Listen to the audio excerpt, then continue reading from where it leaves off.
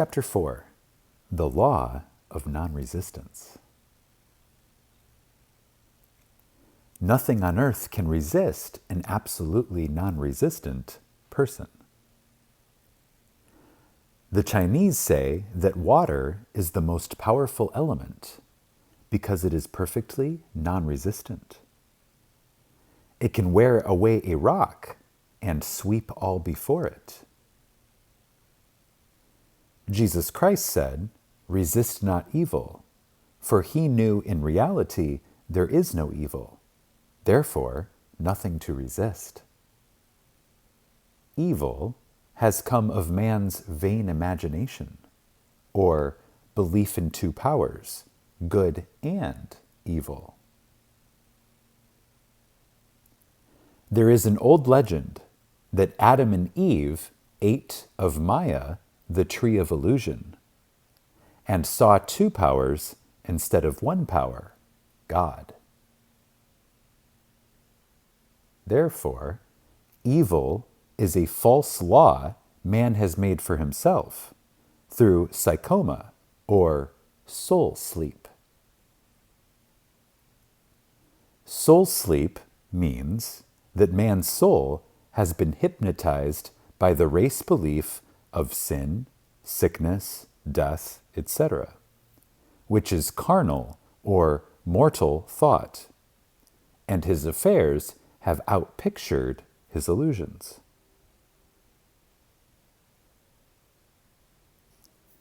We have read in a preceding chapter that man's soul is his subconscious mind, and whatever he feels deeply, good or bad, is outpictured by that faithful servant. His body and affairs show forth what he has been picturing. The sick man has pictured sickness, the poor man, poverty, the rich man, wealth.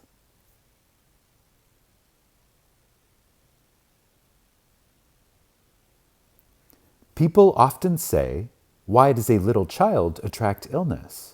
when it is too young to even know what it means. I answer that children are sensitive and receptive to the thoughts of others about them, and often outpicture the fears of their parents. I heard a metaphysician once say, "If you do not run your subconscious mind yourself, someone else will run it for you." Mothers often, unconsciously, attract illness and disaster to their children by continually holding them in thoughts of fear and watching for symptoms.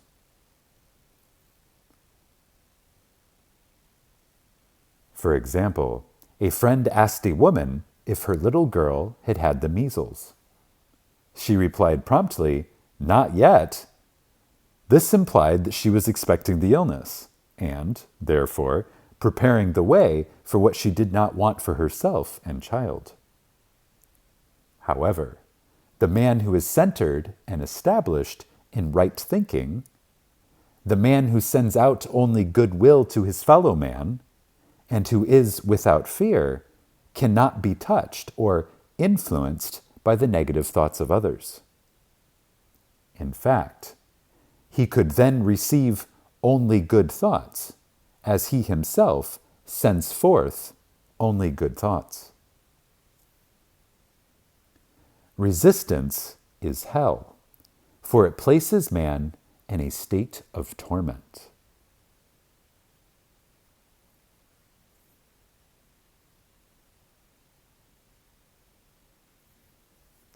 A metaphysician once gave me a wonderful recipe for taking every trick in the game of life.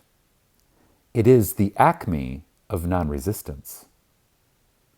He gave it in this way. At one time in my life, I baptized children, and of course they had many names.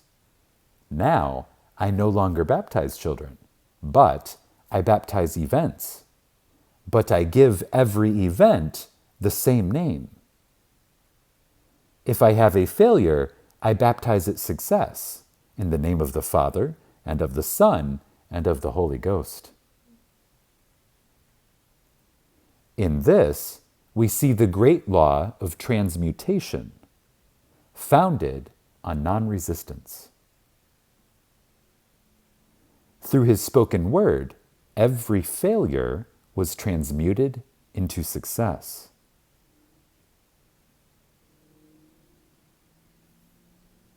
For example, a woman who required money and who knew the spiritual law of opulence was thrown continually in a business way with a man who made her feel very poor.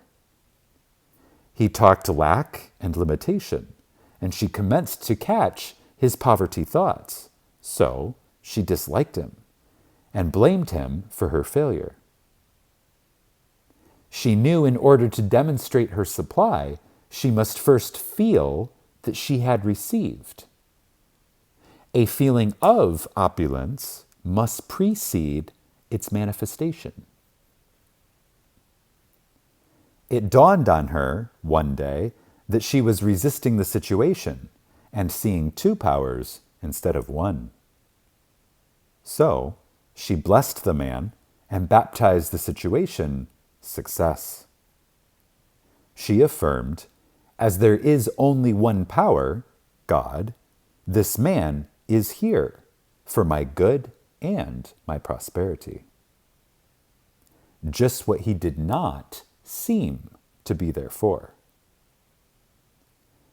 Soon after that, she met, through this man, a woman who gave her for a service rendered several $1,000s, and the man moved to a distant city and faded harmoniously from her life.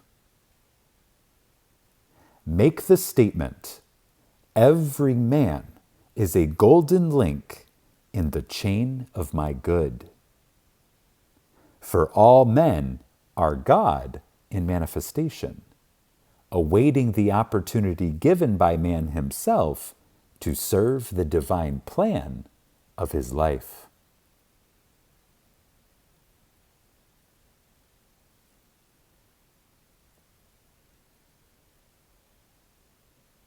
Bless your enemy, and you rob him of his ammunition. His arrows will be transmuted into blessings. This law is true of nations as well as individuals.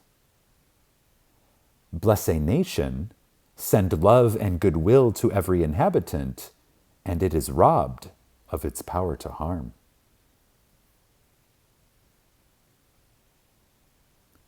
Man can only get the right idea of non-resistance through spiritual understanding. My students have often said, I don't want to be a doormat. I reply, when you use non-resistance with wisdom, no one will ever be able to walk over you. Another example. One day, I was impatiently waiting an important telephone call. I resisted every call that came in and made no outgoing calls myself, reasoning that it might interfere with the one I was awaiting. Instead of saying, divine ideas never conflict, the call will come at the right time, and leaving it to infinite intelligence to arrange, I commenced to manage things myself. I made the battle mine, not God's, and remained tense and anxious. The bell did not ring for about an hour, and I glanced at the phone and found the receiver had been off that length of time, and the phone was disconnected. My anxiety, fear, and belief in interference had brought on a total eclipse of the telephone. Realizing what I had done, I commenced blessing the situation at once. I baptized it success and affirmed, I cannot lose any call that belongs to me by divine right.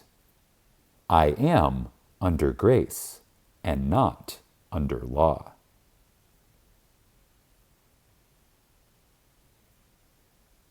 A friend rushed out to the nearest telephone to notify the company to reconnect. She entered a crowded grocery, but the proprietor left his customers and attended to the call himself. My phone was connected at once, and 2 minutes later, I received a very important call, and about an hour afterward, the one I had been awaiting.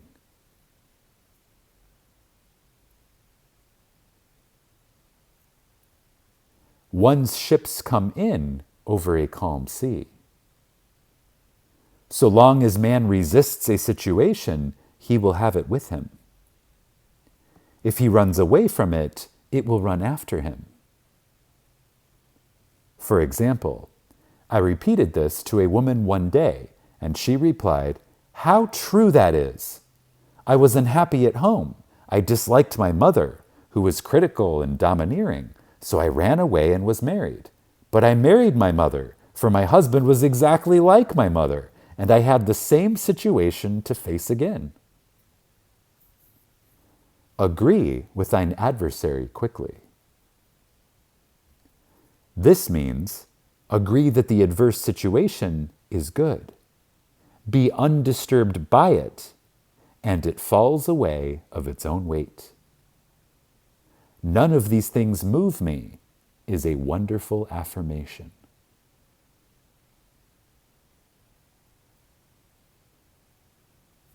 Again, agree with thine adversary quickly. This means agree that the adverse situation is good. Be undisturbed by it, and it falls away of its own weight. None of these things move me is a wonderful affirmation.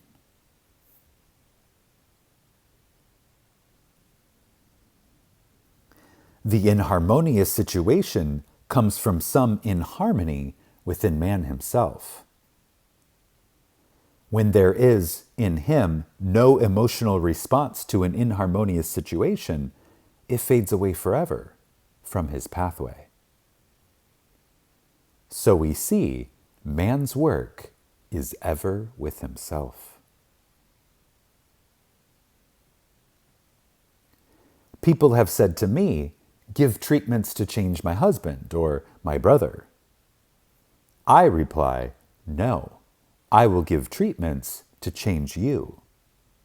When you change, your husband and your brother will change." One of my students was in the habit of lying. I told her it was a failure method, and if she lied, she would be lied to. She replied, "I don't care. I can't possibly get along without lying." One day, she was speaking on the phone to a man with whom she was very much in love. She turned to me and said, "I don't trust him. I know he's lying to me." I replied, "Well, you lie yourself, so someone has to lie to you, and you will be sure it will be just the one person you want the truth from." Sometime after that, I saw her, and she said, "I'm cured of lying." I questioned, "What cured you?" She replied, "I have been living with a woman who lied worse than I did." One is often cured of his faults by seeing them in others. Life is a mirror, and we find only ourselves reflected in our associates. Living in the past is a failure method and a violation of spiritual law. Jesus Christ said, "Behold, now is the accepted time. Now is the day of salvation." Lot's wife looked back and was turned into a pillar of salt. The robbers of time are the past and the future. Man should bless the past and then forget it, if it keeps him in bondage, and bless the future, knowing it has in store for him endless joys. But live fully in the now. For example, a woman came to me complaining that she had no money with which to buy Christmas gifts. She said, "Last year was so different. I had plenty of money and gave lovely presents, and this year I have scarcely a cent." I replied, "You will never demonstrate money while you are pathetic and live in the past. Live fully in the now and get ready to give Christmas presents. Dig your ditches and the money will come." She exclaimed, "I know what to do. I will buy some tinsel twine, Christmas seals, and wrapping paper." I replied, "Do that, and the presents will come and stick themselves to the Christmas seals." This, too, was showing financial fearlessness and faith in God, as the reasoning mind said, "Keep every cent you have, as you are not sure you will get any more."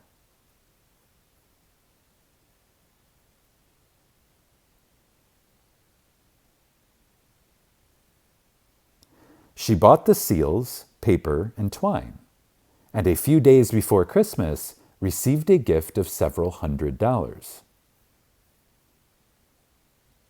Buying the seals and the twine had impressed the subconscious with expectancy and opened the way for the manifestation of the money. She purchased all the presents in plenty of time. Man must live suspended in the moment. Look well, therefore, to this day. Such is a salutation of the dawn.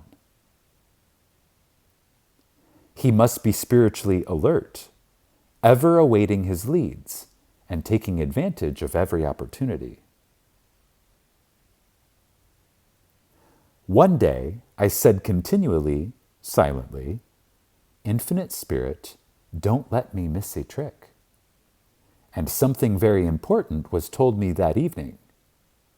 It is most necessary to begin the day with right words.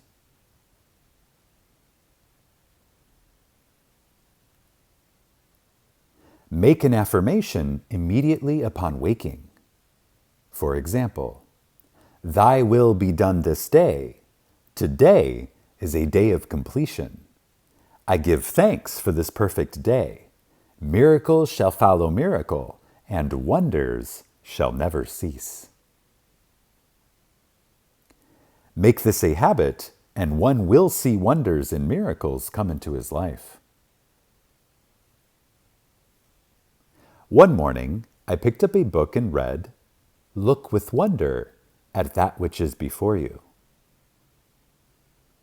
It seemed to be my message for that day, so I repeated it again and again. Look with wonder at that which is before you. At about noon, a large sum of money was given to me, which I had been desiring for a certain purpose. In a following chapter, I will give affirmations that I have found most effective. However, one should never use an affirmation unless it is absolutely satisfying and convincing to his own consciousness. And often an affirmation is changed to suit different people. For example, the following has brought success to many.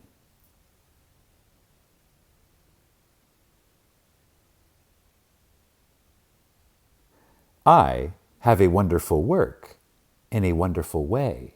I give wonderful service for wonderful pay. I gave the first two lines to one of my students, and she added the last two. It made a most powerful statement, as there should always be perfect payment for perfect service, and a rhyme sinks easily into the subconscious. She went about singing it aloud, and soon did receive wonderful work in a wonderful way, and gave wonderful service for wonderful pay.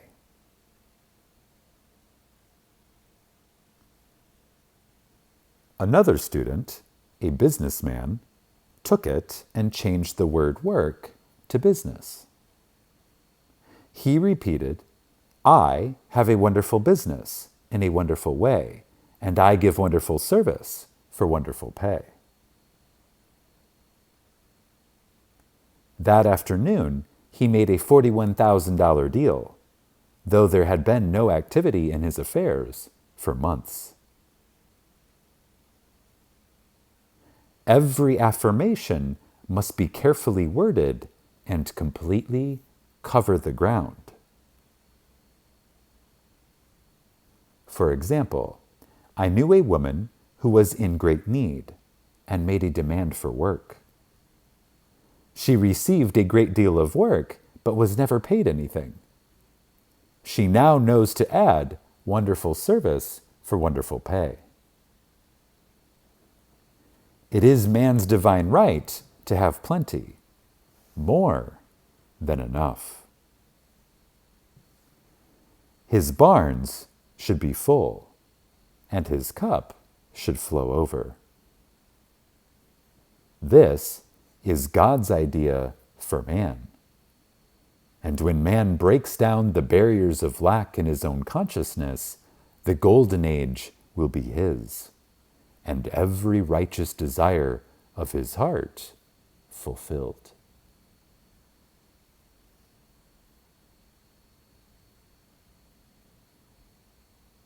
End of chapter 4. Subscribe to this channel and enable notifications so that you will receive notifications on your device when new Neville Goddard content is posted.